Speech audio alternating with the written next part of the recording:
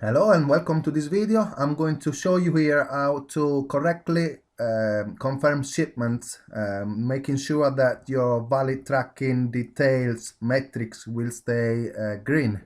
So the way we're going to be doing this is starting from Seller Central, and I can't really show you a live example because I've just checked my orders and my team is up to date with every single tracking number today. So I'm gonna show you on some orders that I've already confirmed. However, I'm gonna show you the way you should be looking at the most prioritize the most important ones. So you're gonna go either on orders and manage orders, or you can just click on view unshipped orders. So once you click in there, you should always sort these in a way that goes from the oldest to the newest order. So as you can see in here, they're not in order, so I'm just gonna click we want them in a descending order from the oldest to the newest. So as you can see here, there are some of them that are late because they were out of stock, so we couldn't even check for tracking details in these instances. But you would start from those that are not late yet and see if you had an order number in here to go and check for tracking details. As I said, some of these are issues that we've had, so they're out of stock, or the team has already checked for tracking numbers that they're not available yet. So I'm going to show you how to do that from just an order that has already been confirmed. So once you have selected your order in a descending order, you start always from your oldest one. So you'll avoid late shipments, and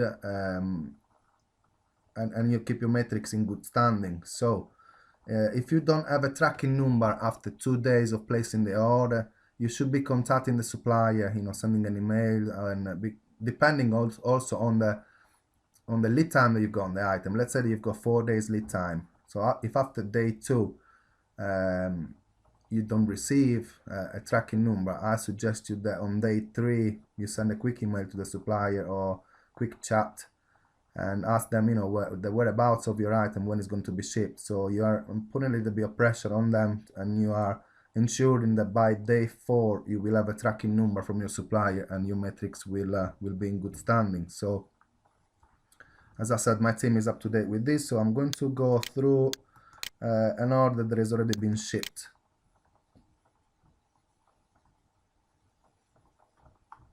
Okay, so we can open this up now. So as you can see in here, this order has already been confirmed and it's been shipped by FedEx, and this is the tracking number, and it's been shipped on Monday the 20th of February.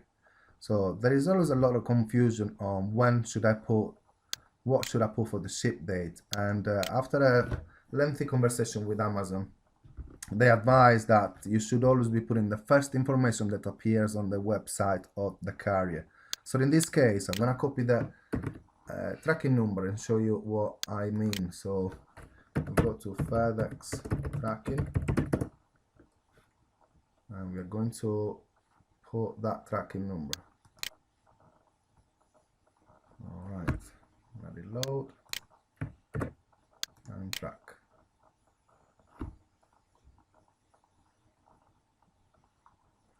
Alright, and the first information that we got on the website on FedEx, it's the 20th of February. Now, our inventory management software Ecom has also been connected to the carriers, and it can tell you if a tracking number has been validated, by scanning through it. I'm going to show you that in another video where I'm going to go through all the training about Ecom. But right now, what we are interested in is making sure that the ship date will always match the first information that you find at the carrier website. And don't even look if there is first scan, second scan. It's just the first information that you see. That's the first date that you can see here. That is what you're going to be putting on the ship date. And since we've implemented this, we are on a green flag since I think it was April 2016. We've always been 100% valid tracking rate. So once you put this date, the right carrier, because it could be different carrier, FedEx Smart Post, I think is called the other one. So you should be able to always identify there is a UPS and not USPS. You know, little mistakes like this could cause you an invalid tracking number. So you always make sure to put the right details and the right ship dates. Once you would have done that, you would have clicked on confirm shipment and the customer received the correct information. And an invalid tracking number will be also when you confirm after delivery, or if you leave spaces between, or before or after the tracking ID, could be classed as a invalid tracking number. Or if you put the tracking number after you received an email from your supplier and at the website of the carrier there isn't any information yet, so it's not been scanned at the supplier, in that case will be an invalid tracking number because you put it too early. All right, so once you've done that, I'm gonna check, I want to show you how to get a report. So let's get set up from Amazon Seller Central, the main page. What you do, you click on report. I think you go from business reports. Let me just remember how to do that.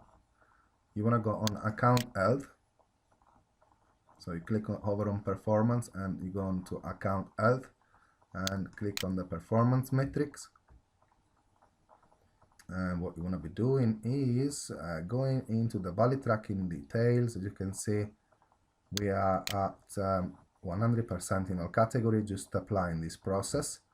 But should you have some of them that are below the 95% target required by Amazon, you would go in here and you would request a report. And you probably would work out the last 60 days or 30 days in here. Let's do 30 days. So you want to click on all these boxes. So you want the ones with no valid tracking, shipped late, delivered late. So we're going to submit a request and reload the page. Usually it's pretty fast. Should appear in here like there is one in progress. Okay, so let's have a look again. In progress one. So we're gonna reload again. I think now it might be ready. All right, tracking and delivery report, it's now ready for download. So let's download it. This is what you would do, to check your performance. Should you be, on a yellow flag because you are under 95% on the valid tracking details, then you would examine all these wrong ones and go and correct them, because it might be that you have put the wrong ship date, or you've confirmed shipment after delivery, and you can see everything from this report. Alright, so it's telling me actually that there is one not valid. So what I'm going to be doing on this, first of all, I want to expand a little bit so I can see everything. Alright, I'm not too interested about the category. So yeah, also the category is a good thing to know, because so you know where is that you're failing, because sometimes happens that in furniture or kitchen and home categories, because they are bigger items to be shipped and you might have freight, they might give you the tracking number too late or gets delivered late. So make sure that you always put the right lead time. So if it's a freight item and you've got a good customer services team that can handle the freight items, you want to be putting a lead time on your items of at least 10 days, because sometimes that's how long it takes for our supplier to ship these items with a freight forwarder. So I wanted to look at the non-valid one, and this one, as you can see, has been shipped late. And that's probably why. So as I told you, you can see everything in here. Even without checking, I can see that that has been classed as not valid because it's been shipped late. And if I check RL carriers, I've never heard of them. I'm gonna try though. So we go RL carriers, and let's have a look what it's going to bring up. Shipment tracing. Right, let's click on shipment tracing. And we wanted this tracking number.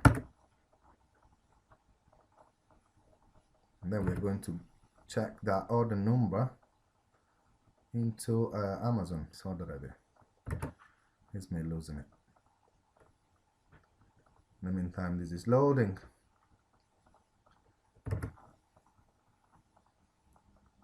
Now loaded, and what we want to be doing in here is tracing this one. So as you can see from the website, it says ship late on our report, but from the website you can tell there is a freight shipment. That's exactly what I was talking about. So looks like we didn't put the right lead time on that product. So we're gonna try put the tracking number in here. It's the first time that I'm using this carrier's website. See if it gets some information from there. Here it is. So this order, now we can examine in details what we need to look from the order. We are gonna go into this particular order, and I want to see what was the ship date when we were supposed to be shipping it, and what was the delivery date. So let's put the order number there.